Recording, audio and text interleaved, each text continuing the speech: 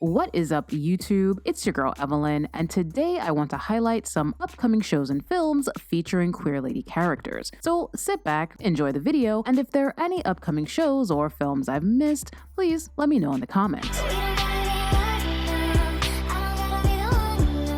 Love Kills is an extremely low-budget queer indie thriller about a woman who cheats on her boyfriend with their new and captivating female roommate. Then, said captivating female roommate mysteriously disappears and thrilling queer shenanigans ensue. Do you live here? Yeah, she's my new roommate. Yeah, I like her. I like me too. Do you want to do something fun? Like what? You can catch Love Kills June 4th on VOD. Sometimes the snow comes down in June. 27 years after its premiere at the Sundance Film Festival, Tig Notaro and Stephanie Allen's long-awaited directorial debut is finally here, and it's incredibly queer. Hey, what you doing? Oh, just Googling things. Totally random stuff. Am I Okay is a late-blooming romantic dramedy about a woman in her 30s who discovers she's a lesbian. And of course, wacky lesbian dating shenanigans ensue. I'll also be reviewing this movie over on Patreon after it comes out, so be on the lookout for that. You can watch Am I Okay June 6th on Max. Can't keep my hands to myself. In honor of Pride Month, Peacock wants everyone to know that every single animal on the planet is queer as f***. Okay, maybe not every animal, but according to Queer Planet, there are in fact bisexual lions, gay penguins, and transgender fish. No matter where you look on our planet, nature is full of queer surprises. To be honest, we should all probably get laid a little more than we do. Queer Planet is an eye-opening documentary that explores the diversity of animal sexuality. You can catch Queer Planet June 6th on Peacock. Now, everyone knows that the scariest drug in the world is marijuana. Wrong! Well, that is according to Trim Season, a brand new horror film about a group of young, mostly lesbians, who take a seasonal gig trimming marijuana plants on a secluded California farm. But turns out, things aren't quite what they seem, and creepy, crunchy shenanigans are afoot. How long have you been trimming? I've had friends who've done it before. Welcome to the Hollow.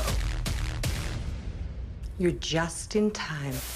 Now, I have to admit, the trailer for Trim Season is confusing as hell. I can't tell if the owner of the farm is the evil, or if the marijuana itself is the evil, or maybe both. Either way, this is probably a terrifying movie to watch while high. Trim Season drops June 7th in select theaters, as well as on VOD. Are you a messy millennial in an open relationship that's teetering on the edge of catastrophe? What? No, don't be ridiculous. Yeah, me neither. But apparently our girl Cora from Cora Bora is. Honey, I'm back from war. Oh, you're Cora? Yeah. Are you the cleaning lady? Cora. I'll give you guys a minute. Yeah, thanks, girl.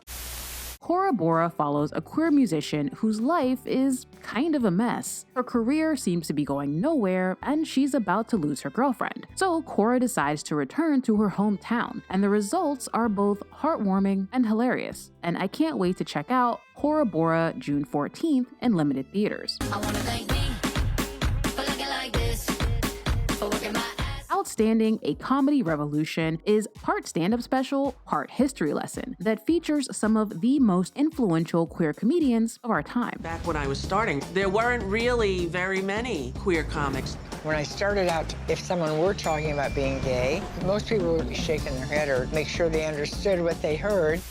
The documentary mainly focuses on how comedy has been used to initiate social change over the past 5 decades, and it's basically a who's who of queer comedians, including Rosie O'Donnell, Wanda Sykes, Tig Notaro, Marsha Warfield, and Margaret Cho. You can watch Outstanding, A Comedy Revolution June 18th on Netflix. We had life in our eyes and the world was on our side, speeding on. Chestnut is a bittersweet coming of age about Annie, a recent college graduate who becomes entangled in a love triangle with a man and a lady. You know, you're a really nice person. So are you. No, I'm not. I just wouldn't overthink things with her. Now, you might remember I mentioned Chestnut in my most anticipated releases of 2024 video, and well, I didn't have much to say about it back then, and I still don't, but you can watch Chestnut June 21st in limited theaters as well as on VOD. Have you ever watched a trailer for a film and just knew that if you ever watched that movie, it would rip your still beating heart out of your chest and feed it to you? I definitely need therapy. Well, that's how I feel about Fancy Dance, an upcoming film starring Lily Gladstone, who just might be my favorite actress ever. Lily plays Jax, a queer woman with a checkered past who's searching for her missing sister while simultaneously trying to take care of her niece. How do you say auntie in the language? No. What does it mean? It means small mother. It means your other mother.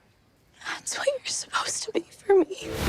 Now, you guys know, if there's one thing I love, it's judging films by their trailer, and Fancy Dance's trailer is phenomenal, and I can't wait to watch it June 21st in theaters. It'll also be available to stream on Apple TV a week later. They say we are what we are, but we don't have to be. Almost a year after its Australian release, Orphan Black Echoes is finally coming to the rest of the world. Set in the near future, the Orphan Black spin-off series follows a brand new clone who discovers that, she's a clone. Sorry, do we know each other? Don't think so. I think she's me.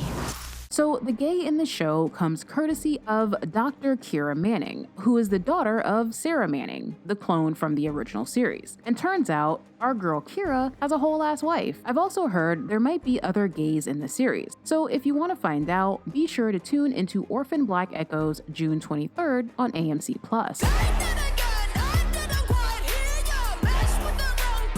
For those of you who've been in queer witch withdrawal since the end of Motherland Fort Salem, you'll be happy to know there's a brand new witchy series that happens to be a little queer.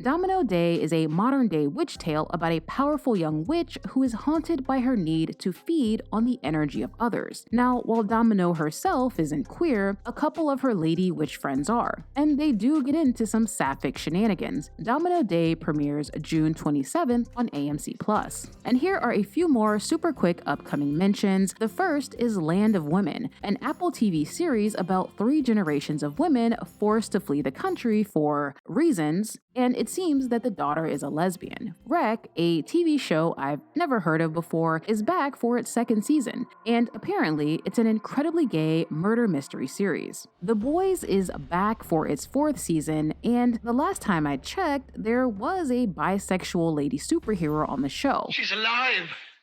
Alive! I also want to mention that Drift, the Cynthia Erivo Aaliyah Shawkat film, is currently available on VOD, although I've been unable to rent it on Amazon Prime. Fucking piece of shit. But if I ever get it to fucking work, I will be reviewing Drift over on Patreon, so possibly be on the lookout for that.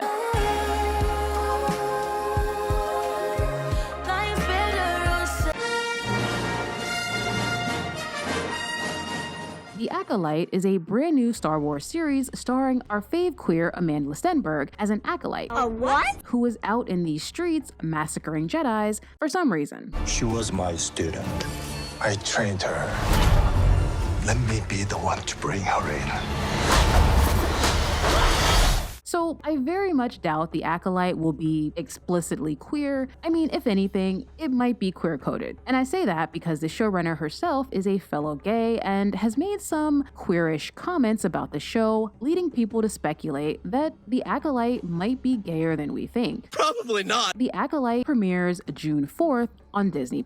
That is it for the video. I want to give a quick shout out to my newest patrons, Alejandra, Christine, Jill, and Jocelyn. I also have to shout out my big spender patrons, Angel, Mary, Angie, JC, Lucia, and Kappa. As you guys know, I am currently covering Blank the series over on Patreon, and it is both fun and it's really weird. But the first episode is currently available to watch without a membership. As always, thank you guys so much for watching, and don't forget to let me know which show or film you're most looking forward to, and I'll see you in the next one.